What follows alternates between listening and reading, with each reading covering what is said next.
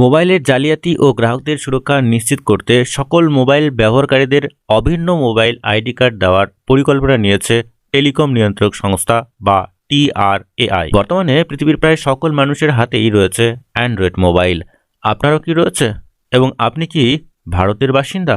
তাহলে একটি গুরুত্বপূর্ণ সূচনা রয়েছে আপনার জন্য। সম্প্রতি ভারত সরকার এক নতুন নিয়ম জারি করেছে। দেশে সমস্ত অ্যান্ড্রয়েড ব্যবহারকারীদের কাছে থাকতে হবে এক বিশেষ ধরনের মোবাইল আইডি কার্ড। কারণ এই কার্ডে যে নম্বর দেওয়া থাকবে তার সাহায্যে সরকার সহজেই আইডেন্টিফাই করতে পারবেন যে কোনো স্মার্টফোনকে। যারা এই কার্ড করতে এড়িয়ে যাবেন তাদের স্মার্টফোন নিষ্ক্রিয় করে দেওয়া হবে বলে জানিয়েছে ভারত সরকার। এই মোবাইল আইডি কার্ড এর পেছনে সরকারের উদ্দেশ্য হলো একটি ট্র্যাকিং ব্যবস্থাকে আরও উন্নতি করে বিভিন্ন সাইবার দুর্নীতির হাত থেকে মানুষকে রেহাই দেওয়া। তাই যে সমস্ত স্মার্টফোন ব্যবহারকারীদের এই বিশেষ ধরনের কার্ড করবেন না তাদের বিরুদ্ধে কড়া পদক্ষেপ নেওয়ার কথা বলা হয়েছে সরকারের তরফে। স্মার্টফোন ছাড়া বর্তমানের দুনিয়া একদম অচল। তাই যদি কোনো কারণে আপনার ফোন বন্ধ করে দেওয়া হয় তাহলে সমস্যার তো শেষ থাকবে না, তাই না? কিন্তু চিন্তা করবেন না, আপনাকে সব কিছু বুঝিয়ে বলার জন্যই আজকের এই প্রতিবেদনটি। বর্তমানে দুনিয়ার প্রযুক্তিবিদ্যার উন্নতির সঙ্গে সঙ্গে একাধিক যেমন বিভিন্ন কাজ সহজতর হয়েছে, তেমনি অন্যদিকে অনেক দুর্নীতিও ছেয়ে গেছে চতুর্দিকে।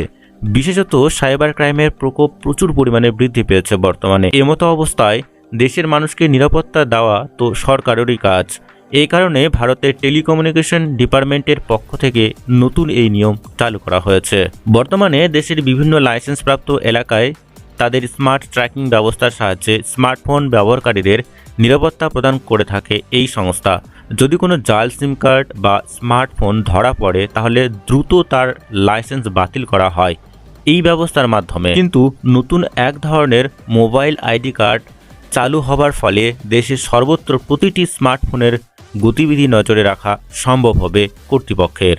ট্রাই বা টেলিকম নিয়ন্ত্রক কর্তৃপক্ষ জানিয়েছে, প্রধানমন্ত্রী আয়ুষ্মান ভারত যোজনার কার্ডে যেমন 14 ডিজিটের একটি নম্বর দেওয়া থাকে, ঠিক তেমনভাবে স্মার্টফোন ব্যবহারকারীদের জন্য চালু করা এই কার্ডে থাকবে 14 ডিজিটের একটি নম্বর। আপনার যতগুলি স্মার্টফোন রয়েছে সেগুলি কোথায় রয়েছে বা কতগুলি সিম কার্ড রয়েছে এবং কোথায় সেই সিম কার্ডগুলি অ্যাক্টিভ রয়েছে, স্মার্টফোনের লাইসেন্স রয়েছে কিনা, সিম কার্ড বৈধ কিনা ইত্যাদি খুব খুঁটিনাটি জানা যাবে এই ইউনিক আইডেন্টি নম্বরের মাধ্যমে। আপনি যখন কোনো নতুন মোবাইল কিনবেন বা নতুন সিম কার্ড এর জন্য আবেদন করবেন তখন আপনাকে এই কার্ড প্রদান করা হবে। তবে তার আগে বিভিন্ন তথ্য যেমন আপনার নাম, বয়স, আধার নম্বর, ইনকামের তথ্য, মুখের ছবি, আঙুলের ছাপ ও অন্যান্য বিভিন্ন প্রয়োজনীয় ইনফরমেশন সংগ্রহ করা হবে।